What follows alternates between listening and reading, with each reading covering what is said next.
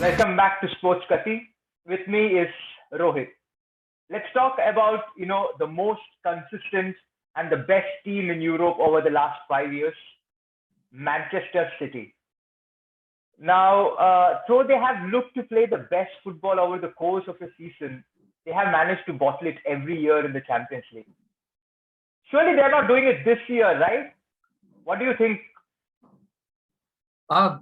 Good question. Very good question. I think this is what is in the head of so many people now. Because, as you said, City, as usual, has just steamrolled through the season. They have been so easy to watch. They have been in top form currently. They have only lost one Premier League game in the last 6 months. But, having said that, they did recently get knocked out of the FA Cup by Liverpool. But then I would call it just a blip in what has been another impressive campaign for City. And it's no secret that when I say City's top priority is to win Champions League, that is something which they have not done in their history. Last year they came closest to it, but only to be defeated by a resilient Chelsea team, under Tuchel, and that too in the finals. So the City team, as usual, is playing a very high level of football. Which has seen them score over 120 goals in all competitions, 24 goals in Champions League alone. And it's not about scoring big. City has had seasons where they score big. This City team is also very miserly when coming at in the defensive area. In the Premier League, they have only considered 21 goals this season, which is the lowest for any team in the Premier League this season. And in the Champions League, over 4 legs in the knockouts, they have not considered a single goal. So that just shows that they know how to defend well too. So if I were to pick a favorites, then this is the team I will go for the Champions League. So anyways, before talking about winning the title, City first need to beat their Champions League record champions Real Madrid. So Vaishakh, what do you think? We all predicted the demise of Spanish football, didn't we, when we looked through the last years? But when you look into the last 2 years, Real Madrid have played the last 2 semifinals. So, and 2 Spanish teams are playing in the UCL semifinals right now. 3 were playing in the quarterfinals. So it's not, Spanish football is not dead. It's back, and it's maybe not as much as in the glory as it was 5 years ago, but it's still there. As one of those top leagues. Now, Real Madrid qualified from a relatively simple group in the Champions League campaign. They even made a mess of playing Sheriff, and even lost, in fact. And when you look into the round of 16, they were the second best for 150 minutes against PSG. But then came that, that 30 minutes, where Benzema scored a hat-trick. I remember 36-year-old, not so fast, not so strong, like a midfielder called as Luka Modric, who is bodying a pacey winger called as Neymar for 30 yards. And eventually after that, he's running away with the ball, outpacing Neymar. I think that was, the iconic, clip that if you haven't watched, you should go back and watch it in that second leg against PSG. And then, they showed their class, they showed their composure to edge Chelsea out in the quarterfinals. For me, if Real Madrid can keep the damage low for as long as possible, they do have a chance, against Manchester City. Atletico tried to do the same, but Atletico had nothing going forward. In fact, I think they had pretty much had 0.000 XG created after the first match. They played with a 10-1 or something. Now, for Real Madrid, as far as things are concerned, the best striker in the world this year is playing for Real Madrid, Karim Benzema. They have Luka Modric, who has shown repeatedly this season that he still has, his best performance in him when he wants to bring that out. Vinicius has been improving this season. Yeah. I mean, he is pretty young, and it took him a couple of seasons to manage, come to that Spanish football, coming from Brazil at this young age. But now he's performing at the top level, and Camavinga, was not getting a lot of chances in the beginning of the season. But now that he's getting chance, he's also proving his talent. So Real Madrid do have a few very good players who can hurt Manchester City, unlike Atletico. But yeah, I would still fancy Manchester City getting into the finals. Now you look at Valencia. They all you look at Villarreal. They also had a similar path to Real Madrid. Um, Now, not that they were outplayed by Juventus for 150 minutes like Real Madrid was outplayed by PSG, but they were pretty equal. But they had that that burst of three last minute goals in the end of the second round, and that's how they qualified. And Real Madrid edging out Chelsea did not raise any eyebrows, but Villarreal, doing that to Bayern certainly does raise eyebrows. They play very compactly. They know how to hurt the opposition. I had to mention over here, Parejo, who plays for Villarreal, who's really, the anchor in the midfield. Their centre backs, Pau Torres and Albiol, have been really tight, at the back. Then they have a few options as centre forwards in Danjuma, Moreno, Pino, and Chukwueze, and they play a really compact 4-4-2. So I was just trying to remember a tweet that I saw recently. I couldn't remember who it was, so I can't really cite the source for it. But it's about if 20 years back someone would have told you that an English team is playing against a Spanish team, and one team is playing with a defensive and tactical 4-4-2 formation with two strikers up front, while the other is trying to pass the ball and control the game. No one would have thought that the former team is Spanish and the latter is English. But so is the state right now. So let's get back to the stylish football. One of the UCL rock stars, Liverpool. They are my favorites for the title. Klopp simply seemed to know how to get the players, for the big match, for the big occasion, which is something that Pep Guardiola has been lacking, really under scrutiny recently. So what do you think? And let me add, it is my pleasure, to having a Manchester United fan, talk about the glory of Manchester City and Liverpool. Over to you, Rohit.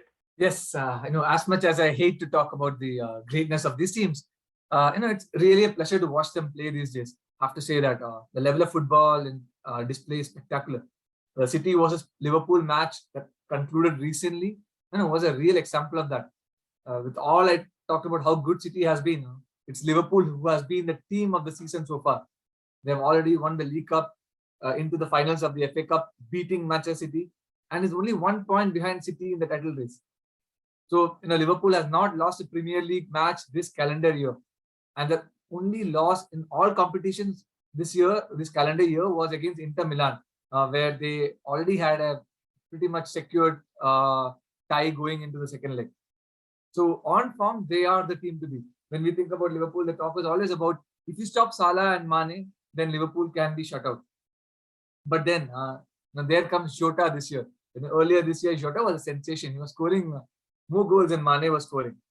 And recently, now the winter signing, Diaz, he has come in and he has just fit into the system perfectly. And now he has been scoring goals. And in the recent Champions League matches and the cup matches, we saw Konate scoring. So we have, and there was Fabinho scoring not so far away. So we have Liverpool now currently have goal scorers from everywhere.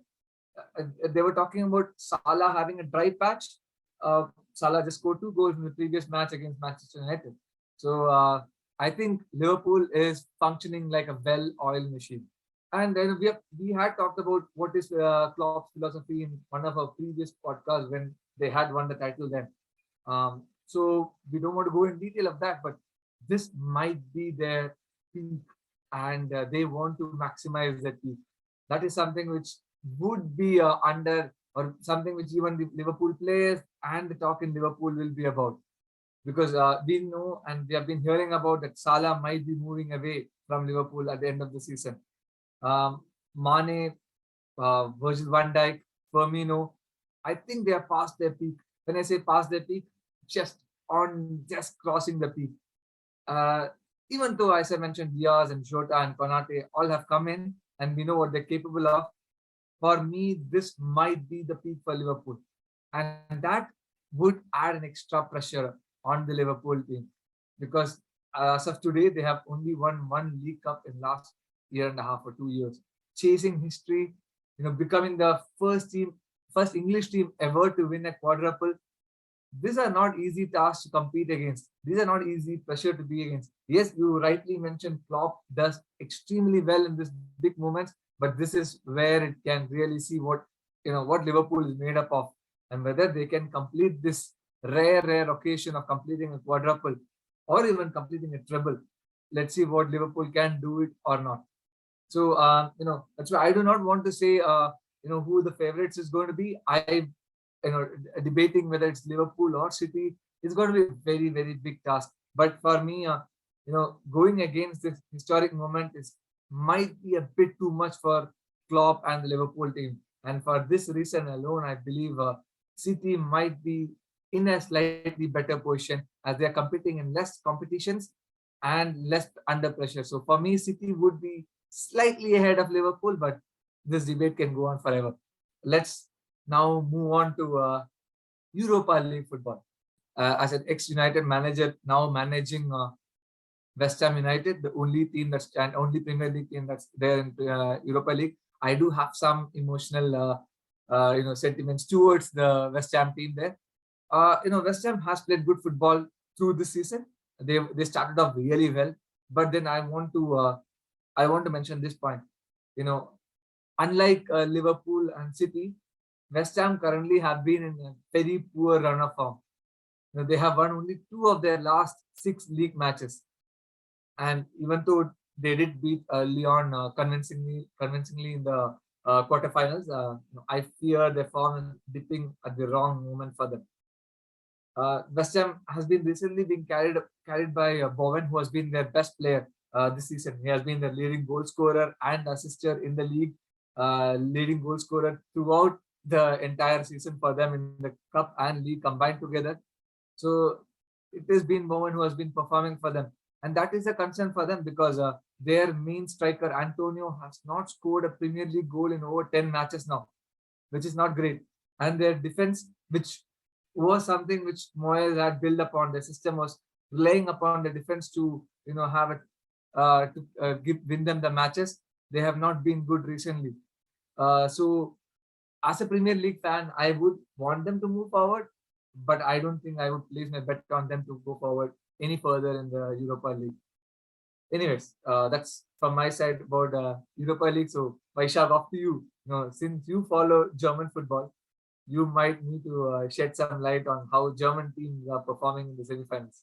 One of the worst things that happened to German football is that a lot of people who don't know German football saw the ghost games with all the fans, when the COVID outbreak happened and German football was the first to come back.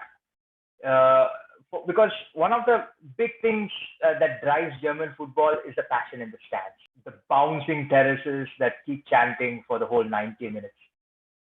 So let me tell you, there were 30,000 Frankfurt fans who flew to Barcelona and marched on the road, all 30,000, into Camp Nou. They got into Camp Nou, and the Camp Nou capacity is 90,000. It was not fully filled. So it was almost like 30,000 Frankfurt supporters and around 45,000 Barcelona supporters, but Frankfurt fans were louder than Barcelona.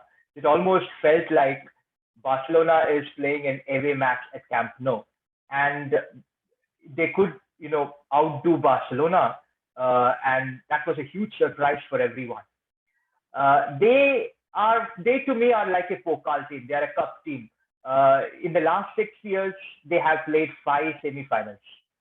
If you look domestic as well as in Europe, and in 2017 they outdid the semifinals. They went to the final. They were runners up in the DFB Pokal against Dortmund. 2018 also they outdid the semifinals. They went to the final and beat Bayern to lift the DFB Pokal. Now come to 2019, they have some memories going to London to play against Chelsea. They were edged out by Chelsea in the penalties during the semi-final. So right now they have to go to London, but their opponents are a little bit more easier in West Ham. And as you said, West Ham form maybe a little bit more dipping. But I still don't think, looking at Frankfurt's league position in what they're doing in the German Bundesliga, I still find it tough to imagine that Frankfurt can beat West Ham, who are still in the top 5 or 6 of the Premier League table. So it's not easy job for Frankfurt. But for me, the favorites is RB Leipzig. They have been the best team in Germany as far as this year is concerned. Now, you can say Bayern is the best team for the whole season, but this year, RB Leipzig has been the best team in Germany. And they have a very deep squad. Just in terms of quantity, I would say only Manchester City have a squad which is deeper than RB Leipzig. They also have an informed, and I think one of the most underrated players in Europe right now, Christopher Nkunku. And I have heard one thing though, that there are thousands of fans from Glasgow who are traveling to Leipzig, just like what Frankfurt did to Barcelona.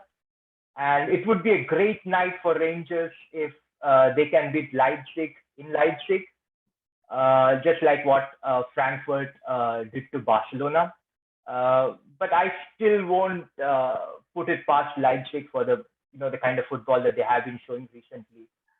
I would still pick them as the favorites for this title. Now, before we conclude, UEFA has given us one more tournament, Conference League. So I'm excited to see another Dutch team in the quarterfinals. It's Feyenoord from Rotterdam. They have a very tough task against Marseille.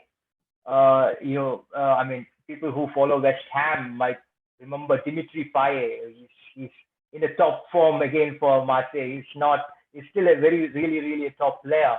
And Jorge Sampaoli, looks like he's getting the best out of certain players. One, if I need to name one, Guendouzi.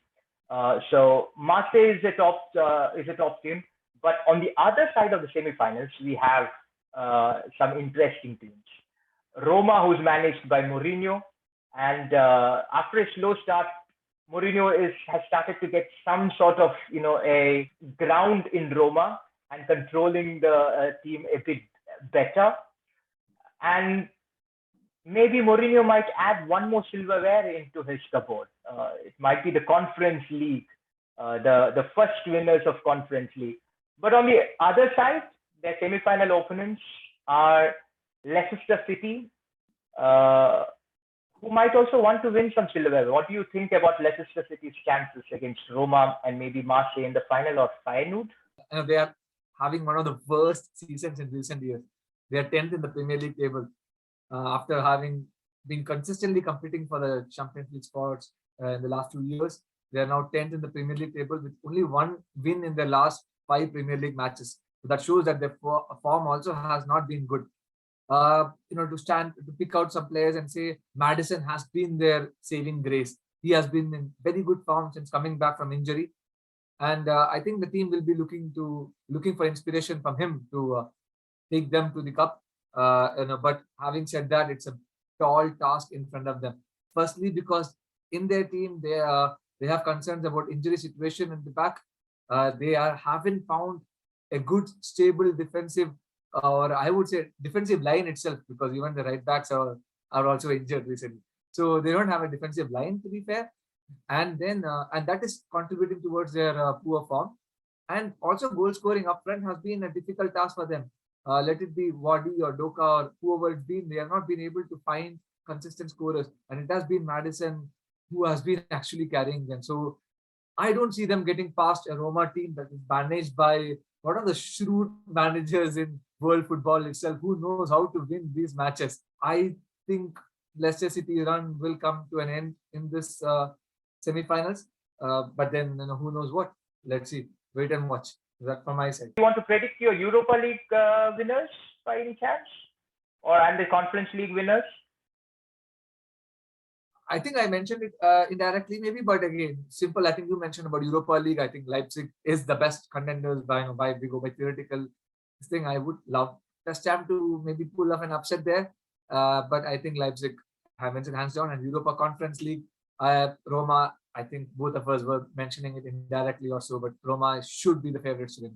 Okay, then please like and share our video. Please subscribe to our channel if you have not yet. Until next time, stay safe.